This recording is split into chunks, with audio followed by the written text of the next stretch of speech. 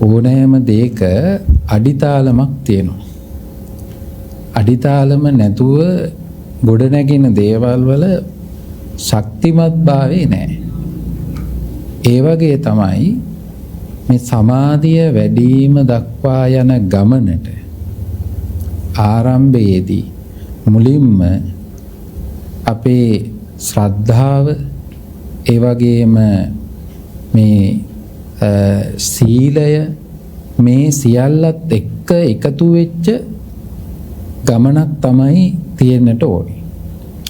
මෙන්න විදියකින් කියනවා නම් අපේ නිවැරදි චර්යාවන් තුල ඉඳලා තමයි මේ தത്വයටපත් වෙන්න පුළුවන්. කෙනෙක් එකපාරට කොහේ හරි තැනක ඉඳගෙන සිත දියුණු කරන්න ගියාට ඒක ප්‍රායෝගික නෑ. ඒක වෙන්නේ නෑ. ගොඩක් වෙලාවට ඒකට බාධා එනවා. භාවනාවටත් පලිබෝධක එන නිසා ඒවා වළක්වගෙන තමයි ඒවා මගහැරගෙන තමයි ඒ කාර්යය යෙදෙන්නේ. විශේෂයෙන්ම අපි දන්නවා නිවැරදි මඟ පෙන්වීමක් තියෙනවා. එහෙම නොවුනොත් එහෙම සමහරක් අය නොමග යනවා. යම් යම් තැන්වල නතර වෙලා අපි ඉන්නේ මෙතන තමයි කියලා අර්ථකථන දෙන්න යනවා. සෝවාන් කියලා කියනවා. රහත් වෙලා කියලා කියනවා. ඒ මුලාවීම මං හිතන්නේ සිද්ධ වෙනවා. ඒ ගුරු ඇසුරක් නැතුව යන්න ගියොත් එහෙම වෙනවා. දැන් මේ සාමාන්‍යයෙන් එදිනෙදා කරන භාවනාවේදී නෙවෙයි. ගැඹුරට මේ භාවනාව ප්‍රගුණ කිරීමත් එක්ක. ඒ නිසා මේ සීල සම්පන්න භාවය ඒ වගේම ඒ පුද්ගලයන්ට ලැබෙන ඇසුර, කල්යාණ මිත්‍ර ආශ්‍රය මේ සියල්ලත් එක්ක තමයි කෙනෙකුට මෙතෙන්ට එන්න පුළුවන්කම තියෙන්නේ. දැන් මෙතෙන්දී ඇත්තටම කාමච්ඡන්ද, ව්‍යාපාද, තීන මිද්ද, උද්ධච්ච, කුක්කුච්ච, විචිකිච්ඡා කියන මේ නීවරණ ධර්ම ක්‍රමානුකූලව යටපත් කරගත්ත අවස්ථාවක තමයි සමාධිය ගොඩනැගෙන්නේ. ඔය මේ අර ධානය සිත් දක්වා ගමන් කරන්න පුළුවන්කම තියෙනවා. දැන් ඒතකොට ඔබතුමා අර මුලින්ම ආරම්භයේදීම ප්‍රවේශයක් ගත්තා මේ සමාජය තුල නොඑක් කලබල ඒ වගේම නොඑක් ප්‍රශ්න හටගෙන තියෙනවා. දැන් මේ තත්වය තුල පුද්ගලයෙකුට සමාධියක් වැඩෙයිද? සල්ලාම දැන් තව දෙයක් තමයි අපේ මේ මානවයා විදිහට නැත්තම් පුරවැසියන් විදිහට අපේ තියෙනවා ජීවත් වෙනකොට ජීවිතයේ නිවැරදිව ජීවත් වෙනවා කියන අවංක භාවය තුල ජීවත් වෙනවා කියන එක තියෙන්නට ඕනේ. දැන් එතන සීලය තුලත් ඒක එනවා. දැන් සමහරක් වෙලාවට අපි දැකලා තියෙනවා මේ සමාජය තුල මිනිස්සු ජීවත් වෙනවා එකක් මිනිසුන්ට පේන්න ජීවත් වෙන විදිහක් තියෙනවා. පුද්ගලිකව තමන්ගේ ජීවිතේ වෙනත් ආකාරයකින් ජීවත් වෙනවා. දැන් ඔය වගේ කෙනෙකුට පුළුවන් ද මේ තත්වයට එන්න? ගොඩක් අයට චරිත දෙකක් නේ තියෙන්නේ. මේ සුමුණක් තියෙනවා. ඔව්.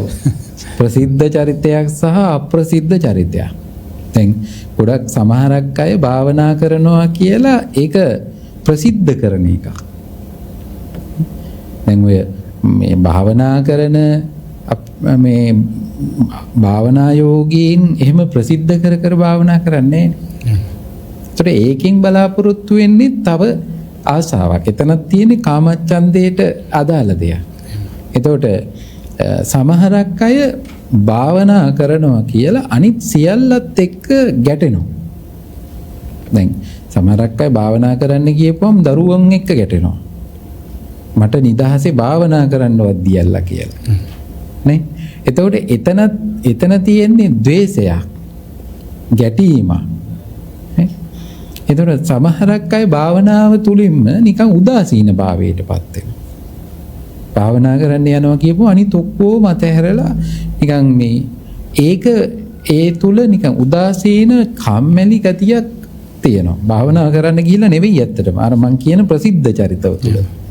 හැබැයි ඇත්තටම භාවනාව තුලින් සිද්ධ වෙනවා නම් ඒ උදාසීන ගතිය නැති වෙනවා. ඒතර මේ විදිහට ගත්තාම නොඑක් මතිමතාන්තර අරගෙන භාවනා කරන්න භාවනාව කියලා අර්ථකථනය කරගෙන තියෙනවා.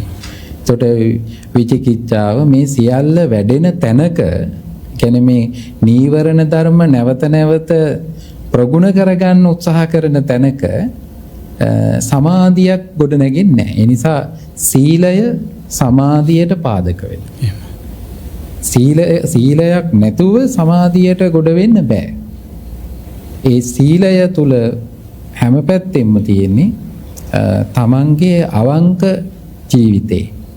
එතෙන්දී ප්‍රසිද්ධ සහ අප්‍රසිද්ධ කියන දෙකේදීම නිවැරදි ජීවිතයක් බවට පත් වෙන්නට ඕනේ. එතෙන්දී දැන් සමාධිය වැඩෙනකොට ඒ සමාධිය බව හඳුන ගන්නත් එපා. එතන සමහරක් අය බය වෙනවා. ඒකට තමයි මම කිව්වා අර ගුරු ඇසුරක් අවශ්‍ය කරනවා. උපදෙස් ලබා ගන්නවා. ඒතර ඒ උපදෙස් අරගෙන මේ ප්‍රගුණ කිරීමත් එක්ක එයාට ලැබෙන්නේ සතුටක්. එයාට දැන් අර විවිච්ඡේ කාමේ විවිච්ඡේ අකුසලේ මේ විදිහට ධර්මයේ සඳහන් කරනකොට මේ කාමයන්ගෙන් වෙන් වෙච්ච අකුසලයෙන් වෙන් වෙච්ච හිත තමයි අපිට සතුට සුවය සැනසීම ගෙනල්ලා දෙන්නේ. එතනදී ඒ ප්‍රීතිය විඳින්න හැකියාව තියෙනවා. ඒ ප්‍රීතියත් එක්ක අපිට මේ අර ලෞකිකව ලැබෙන අනිකුත් සතුටට වඩා ඒ සතුට භුක්ති විඳින්න හැකියාව තියෙනවා නිවැරදිව සමාධිය ගොඩනගා ගන්න කෙනෙකුට. එහෙමයි අපි